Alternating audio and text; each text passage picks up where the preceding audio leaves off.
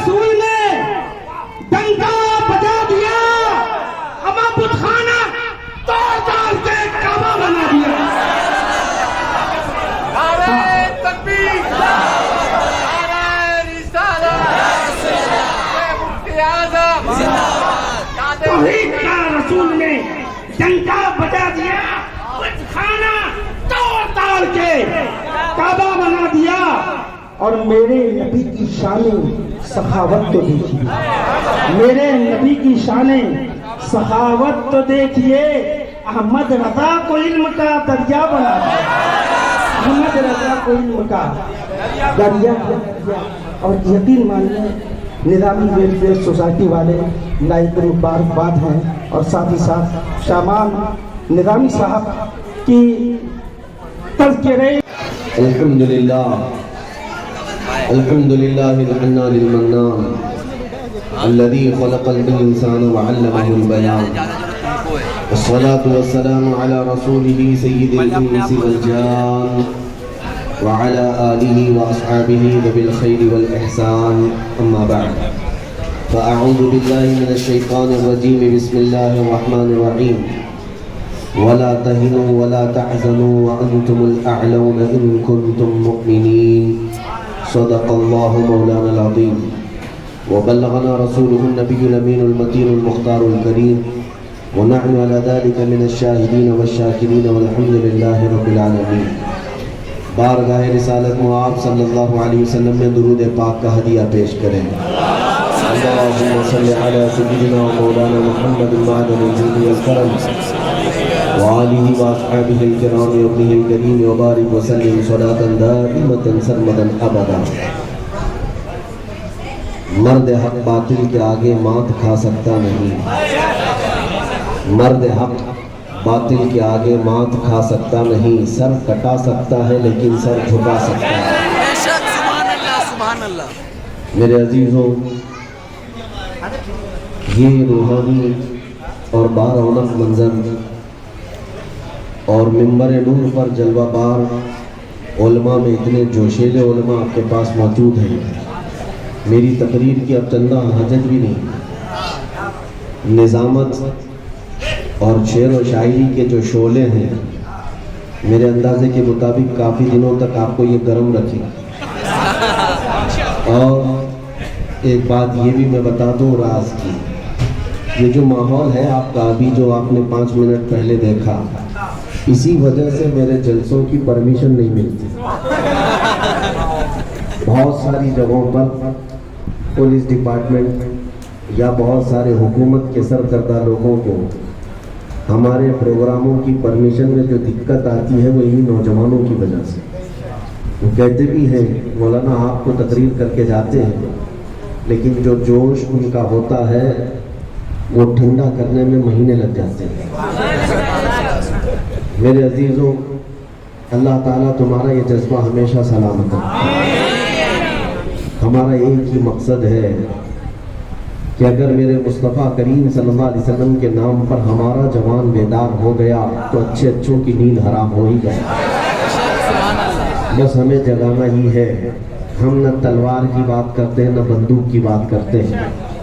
میری تقریریں اٹھا کر کے دیکھ لیں، جن لوگوں کو تکلیف ہے اور ہماری امیج ایک کٹرواد کی طرح پیش کرتے ہیں، ان سے میں کہتا ہوں کب میں نے بم بارود کی بات کی ہے، کب میں نے گولی بندوق کی اور تیز نیزے تلوار کی بات کی ہے؟ کبھی اپنے نوجوانوں کو یہ تمام چیزیں پکڑنے کی بات ہی نہیں کی۔ پھر بھی آپ کو خوف اتنا کیوں ہے؟ پھر بھی آپ کو ڈر اتنا کیوں ہے؟ ہاں اتنی بات ہے کہ میں یہ ضرور کہتا ہوں کہ ہمارے نبی پاک صلی اللہ علیہ وسلم کے غلاموں کے ہاتھ میں کنکری بھی آ جائے تو بہت قیمتی ہوتی ہے۔ ہاں ہم نہ تلوار کی بات کرتے ہیں نہ بندوق اور بم بارود کی بات کرتے ہیں، لیکن میرے عزیزوں دل سے اور سینے سے نکلنے والی باتیں اس سے بھی زیادہ طاقتور ہوتی ہیں۔ یہ دنیا جانتی ہے، یہ دنیا جانتی ہے، اور اسی وجہ سے پورا کربلا کا واقعہ پیش آ گیا۔ آپ کبھی سوچ سکتے ہیں کہ ایک طرف نواسہ رسول امام عالی مقام جو بغیر جنگ کے ارادے سے اپنے گھر سے نکلے، اپنا مختصر سا خاندان لے کر کے نکلے، لیکن جب وہ کوفہ آنے والے تھے بیچ راستے میں آپ کو روکا گیا۔ آپ کے قافلے میں آنے والوں کی تعداد مختلف بتائی گئی ہے روایات میں۔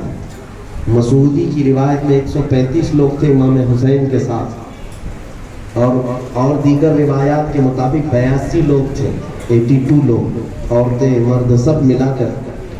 شہید ہونے والوں کی تعداد 72 ہے، لیکن 72 ہو کہ 82 ہو کہ 135 ہو، ان کا راستہ روکنے کے لیے پہلے 1000 کا لشکر آیا، پھر اس کے بعد 4000 کا لشکر آیا، پھر اس کے بعد کل ملا کر 22000 کا لشکر آیا۔ یہ کون سا کمپیئر کر کے تو دیکھیں، ایک آدمی کو روکنے کے لیے 2 ہوتے، 3 ہوتے، 4 ہوتے۔ 80 لوگوں کو روکنے کے لیے اگر 22000 لوگ لگتے ہیں تو عقل آج بھی تسلیم نہیں کر پاتا۔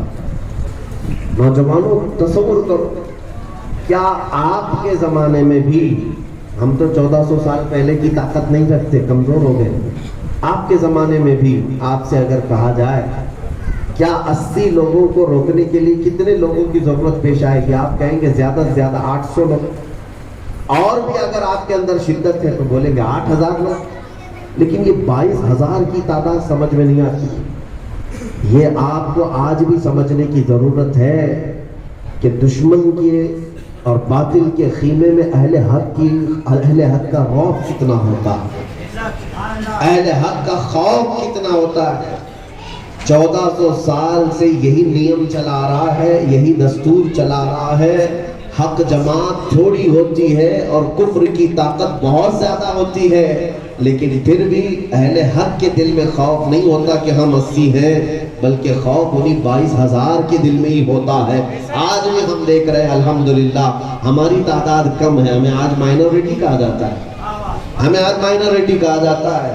ہمارا حال تو یہ ہے کہ ہمارے پاس کچھ بھی نہیں، اسلحہ نہیں، بم بارود نہیں، طاقت نہیں، ہمارے تو نوجوان ڈپارٹمنٹ میں بھی نہیں، عہدوں پر بھی نہیں۔ ارے ہمارا حال تو یہ ہے کہ ہم حکومت کے تخت تک بھی نہیں پہنچ پاتے۔